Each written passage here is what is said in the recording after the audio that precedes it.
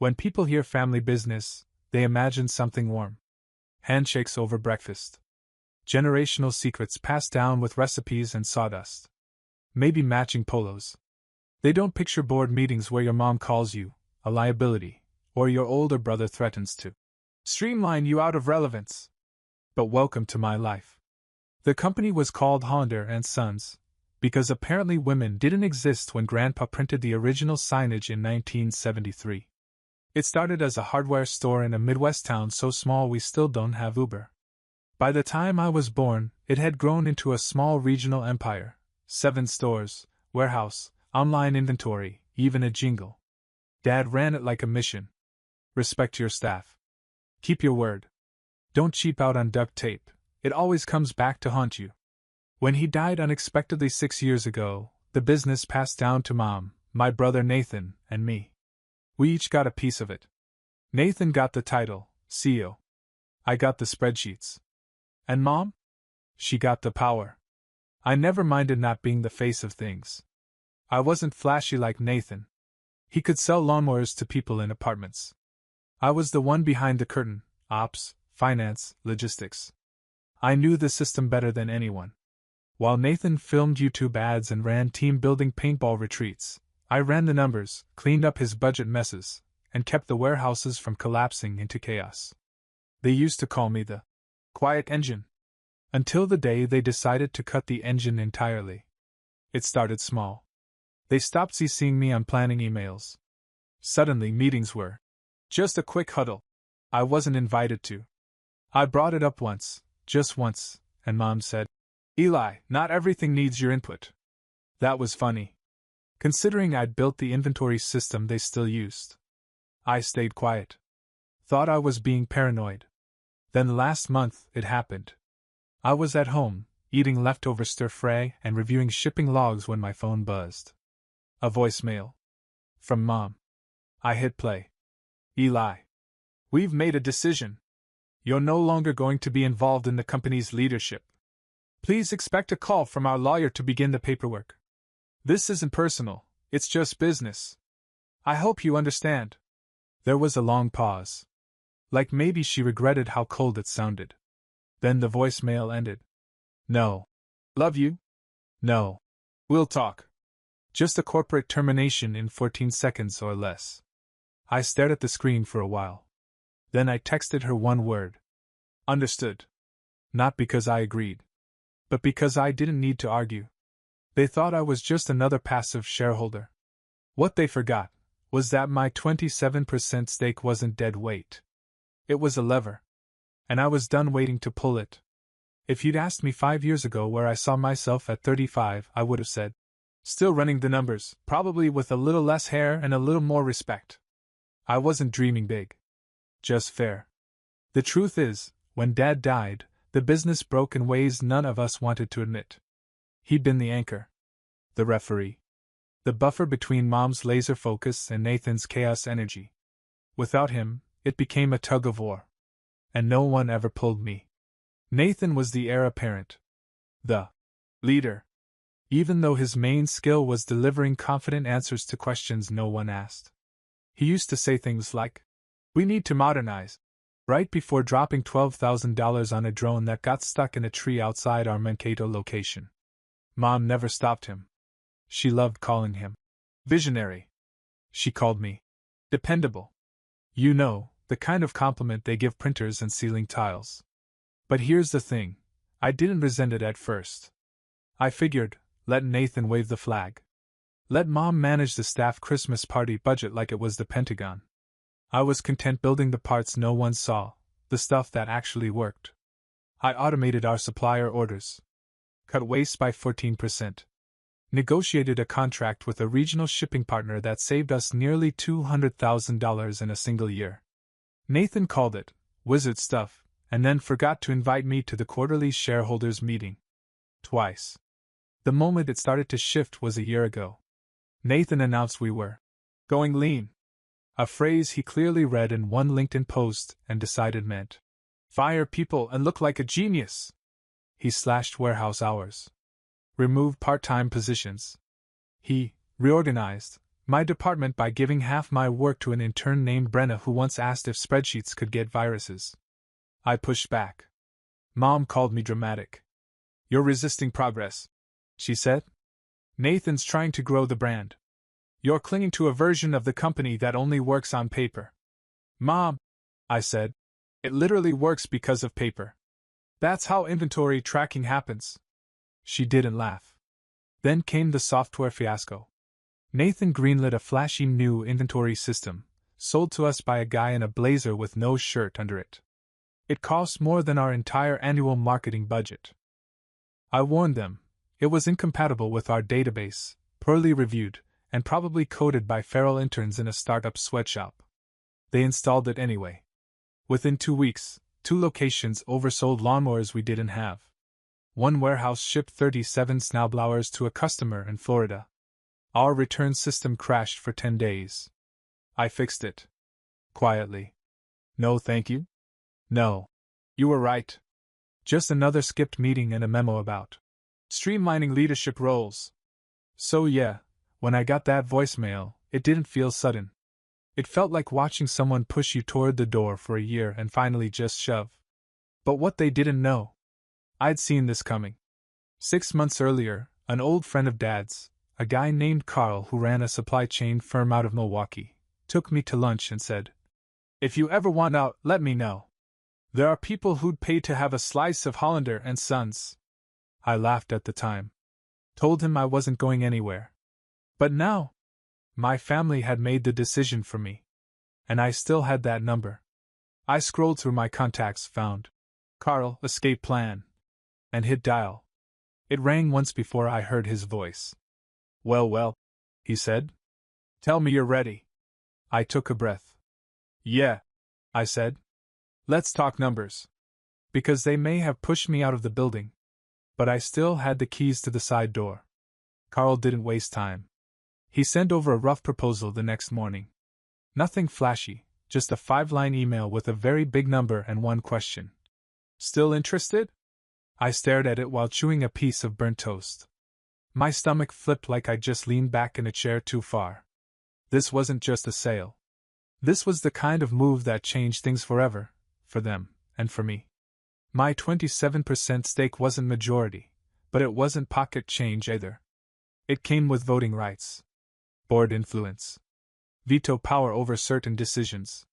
I'd held onto it like a safety net, even as they yanked everything else away. Now, it was a loaded weapon with my name engraved on the handle.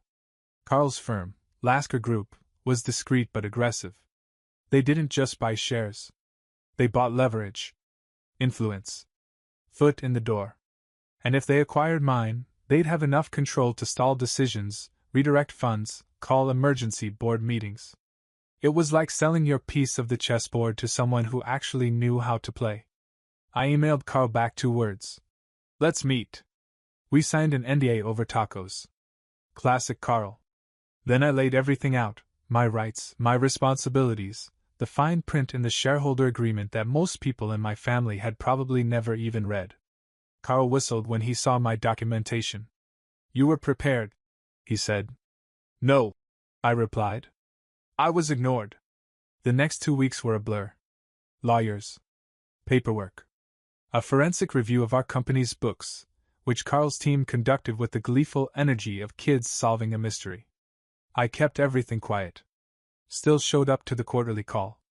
Still submitted my optional reports, just to keep up appearances. Then, on a Thursday morning at 8:37 a.m., it was done. Wire transferred. Legal signed. Sealed and filed. I no longer owned a single share of Hollander and Sons. But Carl did. And that meant Nathan and Mom no longer had full control. By 10:15 a.m., the board had been notified. By 11 a.m., my phone lit up. First it was a text from Nathan. "What the hell did you do?" Then a call. I ignored it. Then another from Mom. Then a voicemail. "Eli, honey, can we talk? I think there's been a misunderstanding." Ah, yes. That old song. The Misunderstanding Waltz. I took Bruno, my dog, my emotional support brick, on a walk while the notifications stacked up like angry little soldiers. Missed calls. Panic texts. A LinkedIn message from our CFO that simply read, "Please call me. It's getting complicated." By 2 p.m., Carl called me. "Wow," he said. "You didn't tell me your brother swears like that." I snorted. "Did he threaten you yet?" "Twice. Said we were hijacking his legacy." "His legacy?" I laughed. "He installed a vending machine with Monster energy drinks in the front office and forgot to pay the supplier." Carl chuckled. "You know, for someone who just walked away from their family's business, you sound pretty good." I looked out at the lake near my apartment. The water was calm. Still. "Mine. I've never felt better," I said. That night, I had dinner alone for the first time in weeks. No spreadsheets. No emergency emails. Just me, a plate of takeout, and a sense of freedom so complete it felt like a second skin. They'd thrown me out like I was disposable. But I walked away holding the trigger. And now they were the ones begging to rewind. The next morning, I woke up to an email with the subject line, "Urgent, request for meeting, family only." It was from Nathan. Sent at 2:17 a.m. Which meant he either hadn't slept, or had just rage-watched Succession and decided to cosplay Kendall Roy. The body of the email was short. "We need to talk. All of us. Please come to Mom's this evening. 6:30. Nathan." "No." "Hey." "No. Hope you're well." Just full corporate panic mode, which I found hilarious given that they booted me from the business like I was the soggy fries in their executive combo meal. I didn't reply. Instead, I made pancakes. Took my time. Gave Bruno a bath. Watched an entire documentary about emotionally intelligent octopuses. Basically, I had a full healing arc before noon. Then, at 6:20 p.m., I drove to Mom's house. I wore the most neutral thing I owned, plain navy sweater, jeans, no watch. Not power play formal. Not too casual. Just enough to say, I'm not here to impress anyone. But I'm not here to lose either. When I walked in, Nathan was pacing the living room like a sitcom dad about to deliver a life lesson. Mom sat on the couch, arms crossed, wearing that expression she used to reserve for store clerks who took too long with the receipt. "Claire," she said, "we're glad you came." "It's Eli," I said. "Claire's our cousin." She blinked.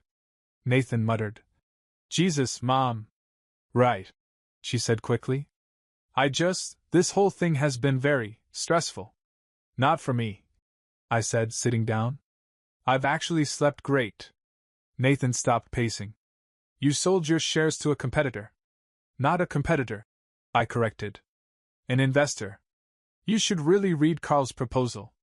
His group plans to grow the business responsibly." Mom jumped in. "To us, it feels like betrayal." "And to me," I said. "Getting fired over voicemail felt like betrayal. But I kept it classy." They both winced at that. Nathan tried again. "Look, we didn't want to cut you out completely. We just needed more agility. You were slowing things down. Always raising red flags.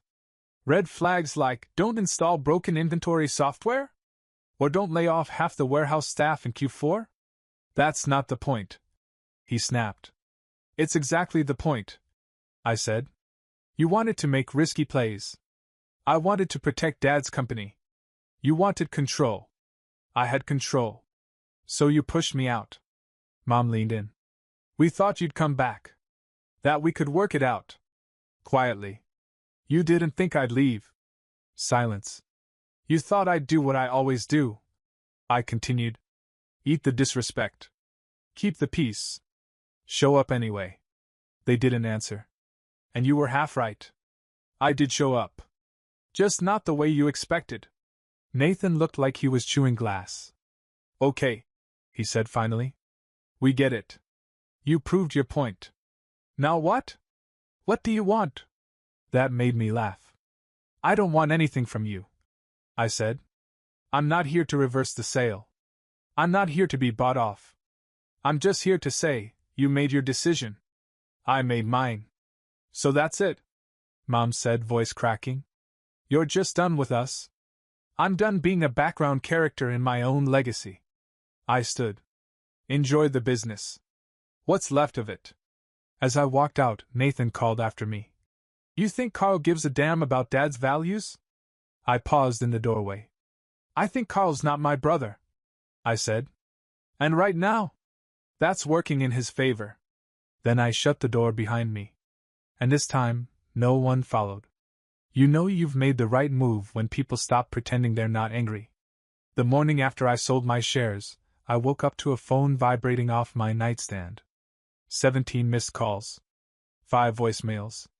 My inbox looked like a corporate emergency room. Not just from Nathan. No, that would have made too much sense. This was a full-on family pressure campaign. Cousin Amy from HR. Hey Eli, I think we all just need to get on a call, like today. Mark the CFO. There's concern over the long-term ramifications of this shift. Uncle Ron, who hadn't spoken to me since he borrowed my truck and returned it with a missing hubcap. Call me. This is bigger than you. And of course, Mom. Eli. Please don't let this become permanent. We're still a family. Let's meet. Soon. Please. I let them sit unread. Then Carl texted me. Carl. Your brother tried to void the deal with a retroactive clause he literally Googled in real time. I actually laughed out loud. Scared Bruno, who was peacefully licking peanut butter off a spoon. According to Carl, Nathan had stormed into the emergency board meeting that morning claiming the sale was done in bad faith, and tried to invoke a rarely used clause that required family board consensus for strategic divestment. The problem?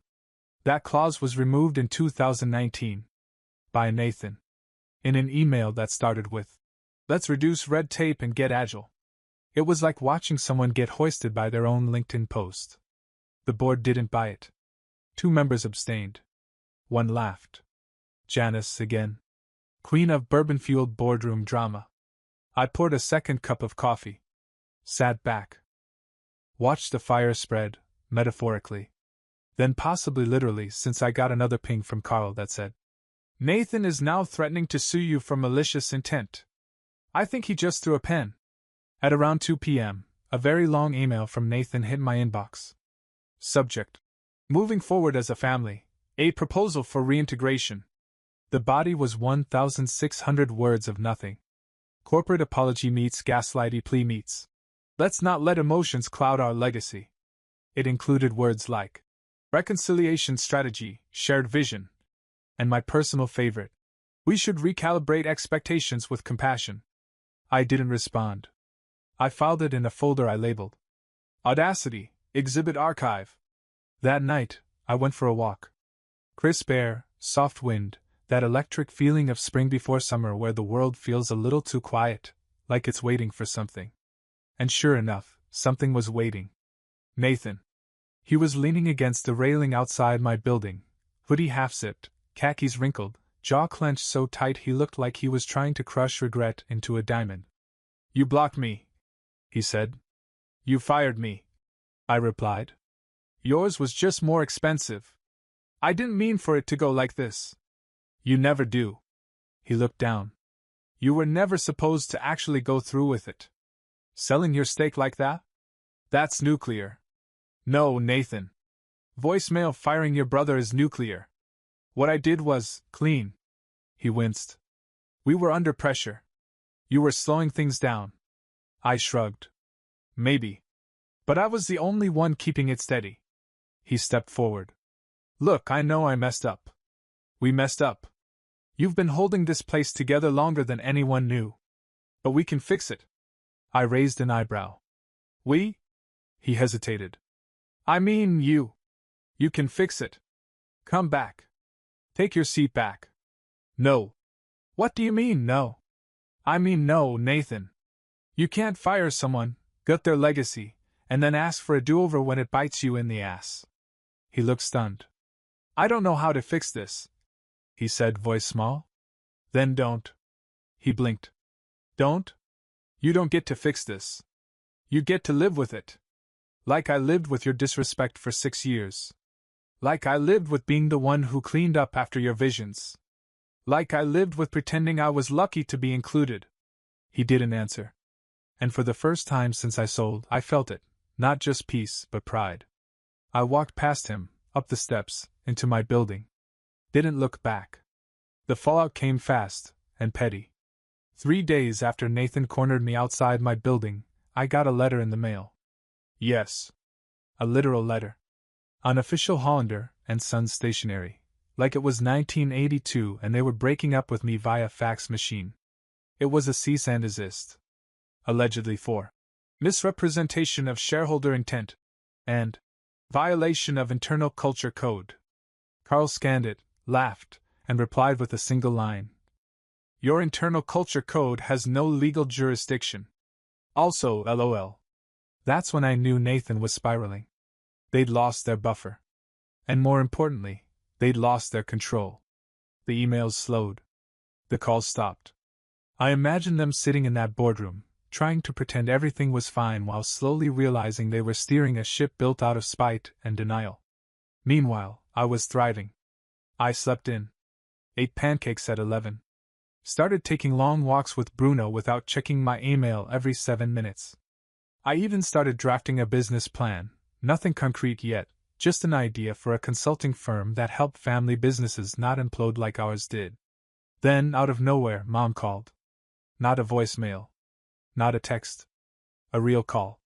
I let it go to voicemail. She left one anyway. Eli, sweetheart. I'm sorry. Truly. I think I let things get away from me. I thought I was protecting the business, and Nathan, and I guess I forgot you needed protecting too. I should have listened. I should have valued you more. I hope it's not too late. I listened to it twice.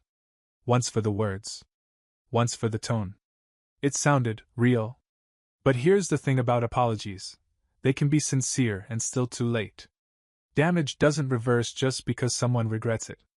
Later that week, I ran into Mark, our longtime CFO, at a community fundraiser. He was holding a plastic cup of lemonade and looking 10 years older than I remembered. I don't blame you, you know, he said. We all saw it coming. Just didn't expect you to be the one to pull the lever. Neither did they, I said. He nodded, then leaned in. Nathan's trying to raise capital. Quietly. They're short-staffed. Carl's people aren't budging on the board votes. Not my problem, I replied. Mark gave me a half-smile. Still, you should know. People are starting to talk. Not just about what they lost. About what you could have built if they'd let you. That stuck with me. Because for so long, I'd been framed as the one who didn't want more. The back-office guy. The invisible son. But now people were asking, what if we'd listened? What if we hadn't underestimated him? It wasn't ego. It was validation. A different kind of currency. One they couldn't erase. That night, I took Bruno to the lake. We sat on the old dock where Dad used to bring us to skip stones and talk shop. I remembered how he'd say, "Don't build something just to be seen. Build it to last." And I realized, that's what I'd done. Not the company. The boundary. It was solid. Clean. Unshakable. Nathan and Mom could flail all they wanted. Try to patch holes in the boat. Send letters and offers and belated apologies. But I wasn't in the boat anymore. I was on the shore. Dry. Safe. Watching it drift farther away. I didn't hear from Nathan for 2 weeks. Not a call. Not a text. Not a desperate 1 a.m. Hey man. Email with a bullet point list and some recycled synergy buzzwords.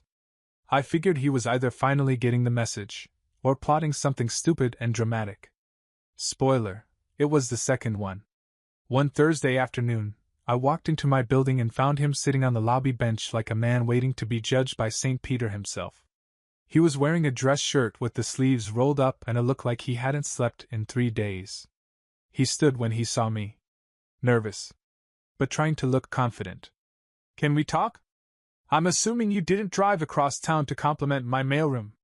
He gave a half smile. Upstairs? No. Right here's fine. He nodded and took a breath. Okay. I'm not here to fight. I'm not even here to beg. I just want to say something. One thing. I crossed my arms. You've got 2 minutes. He didn't even flinch.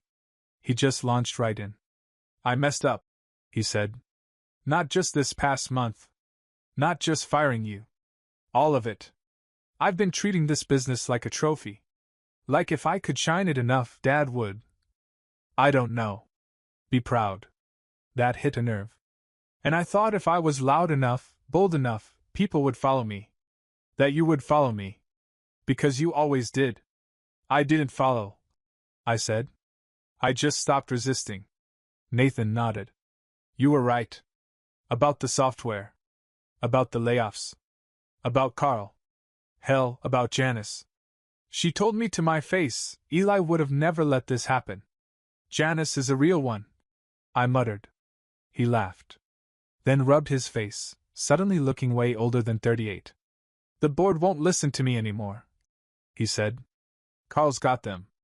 And he won't budge unless you tell him to. And you think I'm just going to, what? Walk back into the fire to save the people who burned me? He looked me in the eye. No. I'm just asking if you'll talk to me. Not as a partner. Or a board member. As your brother. That stung. Because I wanted to believe that mattered again. But I remembered how he looked when he told me I was too rigid for modern business. I remembered how Mom signed that lawyer letter with a smiley face. I remembered how quickly I became inconvenient when I stopped being quiet. I'm not coming back, Nathan, I said. I'm not asking you to. You kind of are. He paused. I'm asking if we can stop being enemies. I didn't respond right away. I looked out the window. The sun was setting across the street, painting everything in that weird, temporary gold that makes everything look softer than it is. Then I said, You know what I want? He perked up slightly. What? I want to go 1 full year without being treated like a contingency plan. I want to have a conversation where I'm not a chess piece. I want to be seen as something other than a resource. Nathan swallowed. Hard. I want to heal, I said. And I can't do that from inside your mess.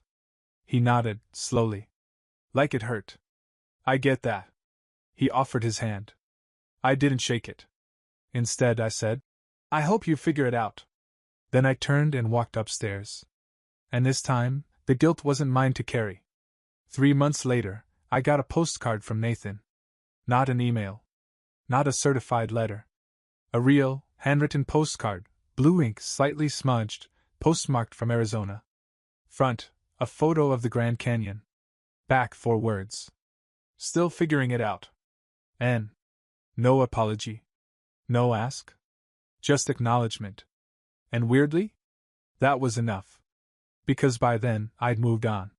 Not in the dramatic, revenge-scented way where you ride off into the sunset on a motorcycle wearing sunglasses and a trench coat. No. Just moved forward. I launched a consultancy for family businesses. Small ones. The kind built on sweat, duct tape, and trauma. I helped them structure things right, legally, financially, emotionally. I charged reasonable fees and occasionally gave out free advice when I sensed someone was about to repeat my exact mistakes. My first client? A mother and daughter who'd almost come to blows over an Etsy candle empire. I saved their business and got a lifetime discount on grapefruit lavender soy wax. Carl and I still talked weekly. He updated me on how Project Hollander Rehab was going. Nathan stepped down as CEO. The board brought in someone boring but competent. Carl said, You probably saved the whole thing by leaving it. I didn't say anything. But I did smile. Because maybe I didn't burn the bridge. Maybe I just stopped letting them walk over me. Mom and I texted sometimes. Polite. Light. Mostly memes and the occasional forwarded article about small business trends. Nothing deep. But it didn't hurt anymore. And the truth is, I didn't need their apology to move on. I needed myself. To believe I was worth boundaries. Worth being heard. Worth a seat at my own damn table. Now I work from the same apartment where I once opened that. You're out. Voicemail. Except now, the office has sunlight, music, and a French press. Bruno has a bed next to mine, spoiled, snoring, and living his best senior dog life. Sometimes I go down to the dock where Dad and I used to sit. I skip rocks. Let my phone die on purpose. And I think about how long I spent trying to earn what I already deserved. Here's the truth they never tell you about family. Sometimes the legacy isn't what you inherit. It's what you walk away from, and what you build instead.